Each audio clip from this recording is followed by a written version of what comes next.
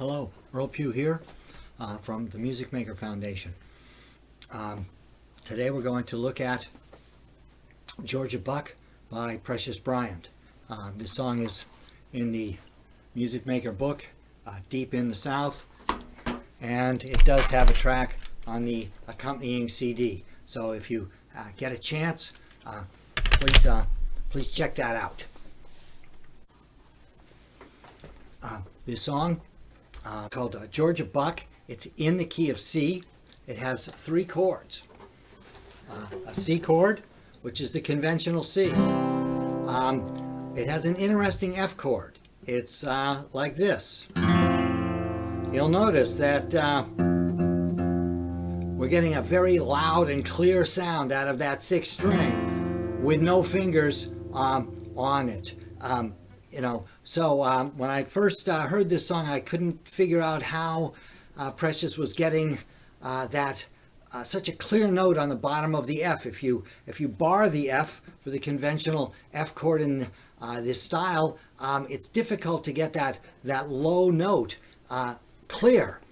It will be a little bit muffled a lot of the time. So Precious wanted the low notes to be particularly clear and came up with a very ingenious solution.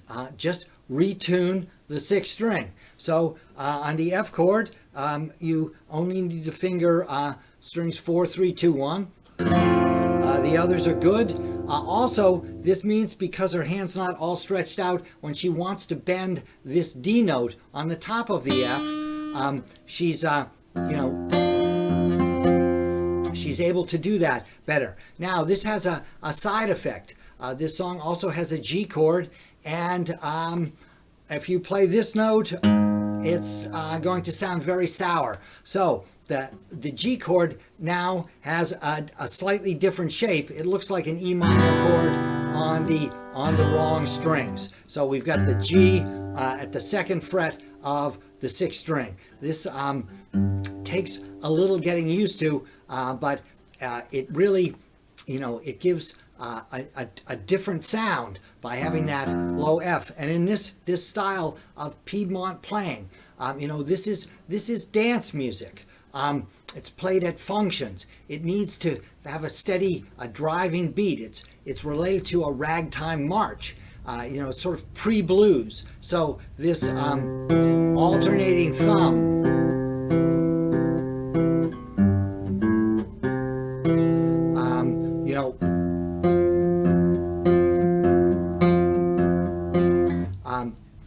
it's that steady 4/4 on the bottom is very important, and then the top will not be a steady 4/4.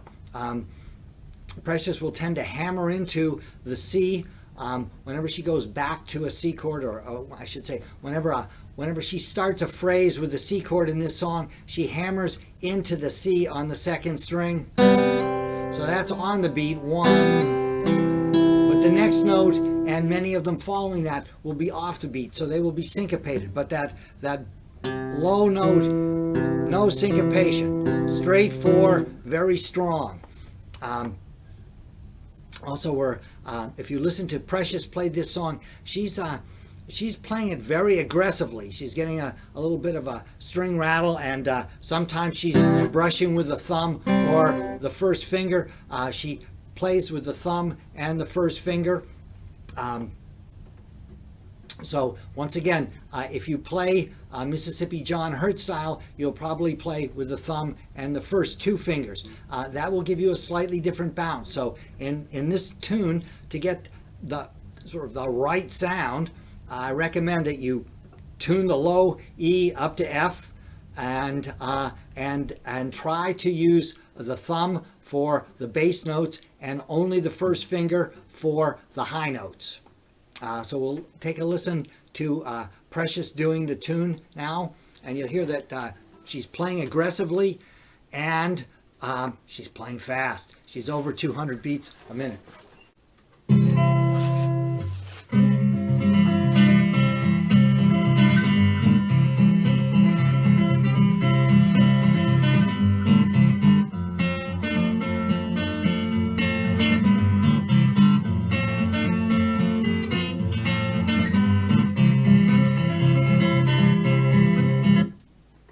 So that was once through the form.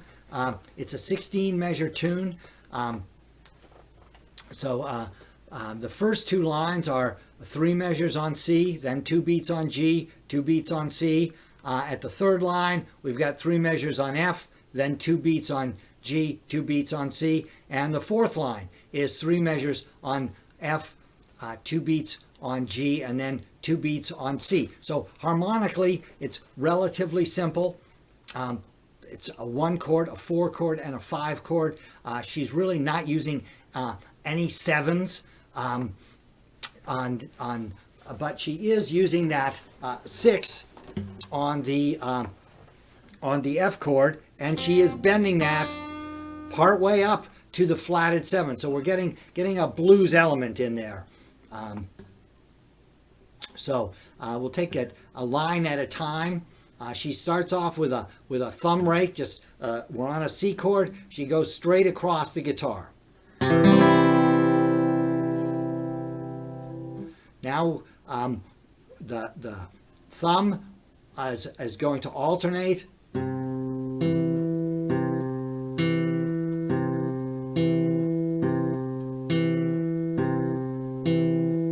Now when it goes to the G, remember, it's on the wrong fret. It's on the 2nd fret. Then she plays the open A, and then back to the C. So that was just the bass of the A, first line of the A section. Now I'll add the higher note. So she's on the C chord. She's going to hammer into the C on the 2nd string.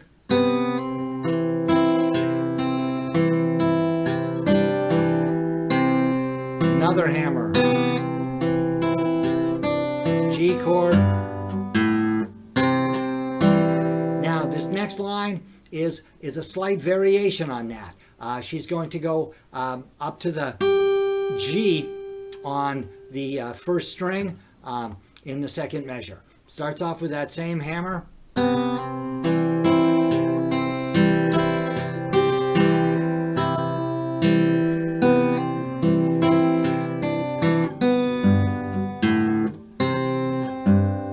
Now, we're heading towards the F chord. At the end of the 2nd line, she changes.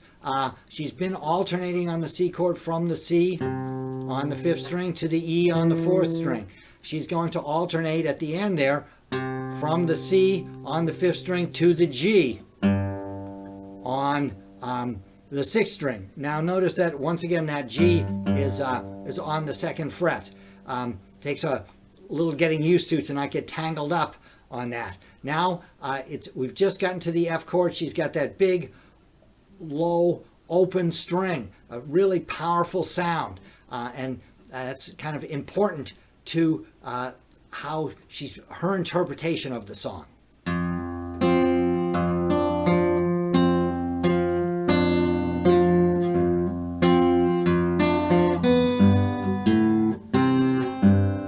So we had 3 measures on the F there, and we're alternating between the low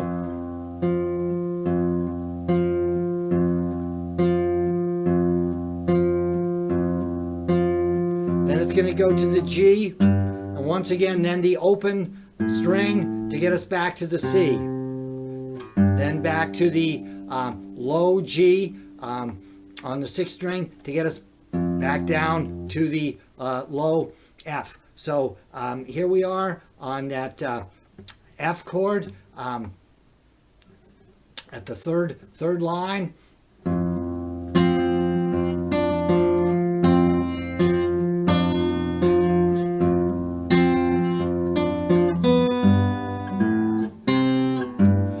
The 4th line starts off the same on that low F alternation.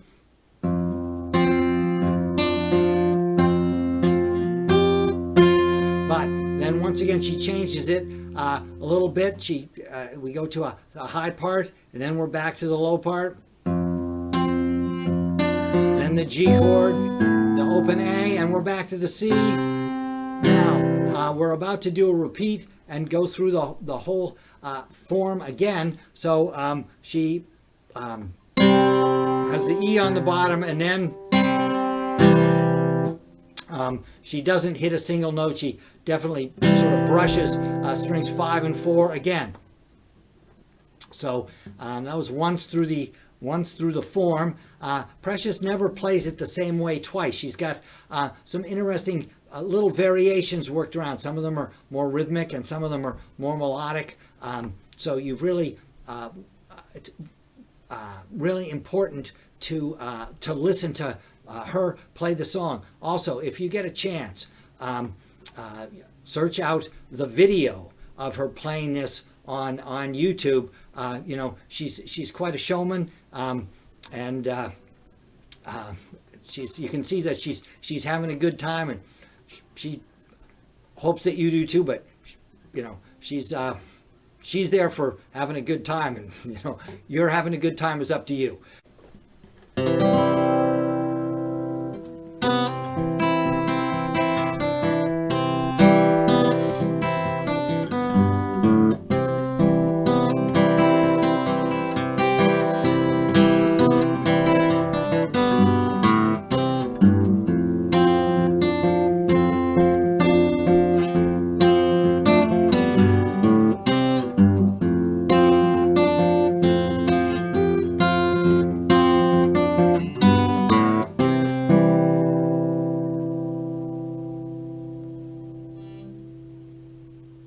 So there's a little tutorial on Georgia Buck by Precious Bryant. I hope you've enjoyed this. Hope it made you sort of think about how you might want to interpret the piece. Remember, this is not some museum piece. This is living and breathing, and you should play it and come up with your own variations. But at the same time, it's you know, it's an old tune. Have a little respect for the age, and so. Sort of start where she is and get that down before you get in too many variations. Please, you know, give me some comments and let me know what you might like to learn next. Have a great week, and we'll see you soon.